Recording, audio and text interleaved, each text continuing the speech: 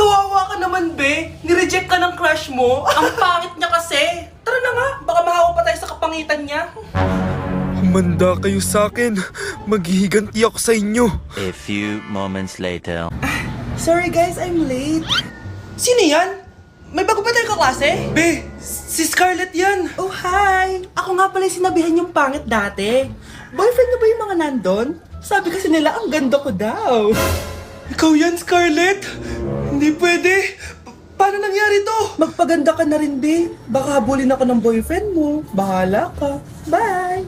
Uy, Scarlett, ang ganda mo na. Anong sikreto mo? Maligo din kasi kayo, be. Hala, di ba siya yung nag-reject sa kanya dati? OMG. Sorry nga pala sa nasabi ko sa'yo dati, pero sure na ako ngayon na gusto kita. Eto, para sa'yo. Okay.